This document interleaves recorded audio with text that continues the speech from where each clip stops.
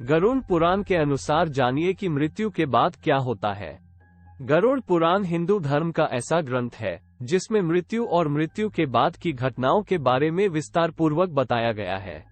इसमें भगवान विष्णु पक्षीराज गरुड़ को मृत्यु के बारे में जो कुछ भी बताते हैं उसी का वर्णन मिलता है। गरुड़ पुराण ऐसा ग्रंथ है जिसमें जन्म, मृत्यु, पुनर्जन्म, कर्म, आत्मा, पाप पुण्य, नीति नियम, धर्म और ज्ञान से संबंधित बातें बताया गया है। साथ ही इसमें मृत्यु पश्चात आत्मा के मनुष्य योनि और प्रेत योनि में जाने के बारे में भी बताया गया है कि आखिर किन कर्मों के बाद आत्मा प्रेत योनि में जाती है।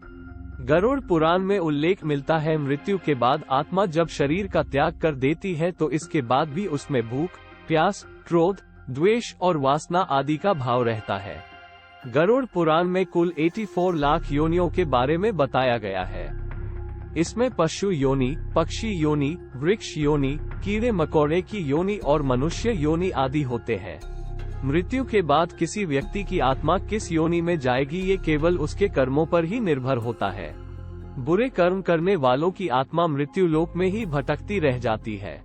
वहीं अगर किसी की मृत्यु दुर्घटना, हत्या या आत्महत्या आदि के कारण होती है, यानी आत्मा अपने शरीर को प्राकृतिक तरीके से नहीं त्यागती है, तो इससे आत्मा प्रेत योनि में चली जाती है। क्या है प्रेत योनि का रहस्य? गरुड़ पुराण के अनुसार मृत्यु के बाद जिस आत्मा को शांति नहीं मिलती या आत्मा प्राकृतिक तरीके से अपने शरीर का त्याग नहीं करती तो ऐसी स्थिति में वह प्रेत योनि में भटकती रहती है। इसलिए शास्त्रों में मृत्यु के बाद मृतक के पिंडदान और श्राद्ध के बारे में बताया गया है। नियमानुसार पिंडदान और श्राद्ध करने से पितरों की आत्मा को शांति प्रदान होती है। लेकिन कुछ ऐसी भी आत्माएं होती हैं जो अधूरे कर्मों या बुरे कर्मों के कारण शांत नहीं होती और मृत्युलोक में भटकती रहती है। ऐसी प्रेत आत्माएं अन्य लोगों को किसी न किसी रूप में परेशान करती है। इसे हम आम बोलचाल में भूत, पिशाच या राक्षस आदि का नाम दे देते हैं। Thanks for watching.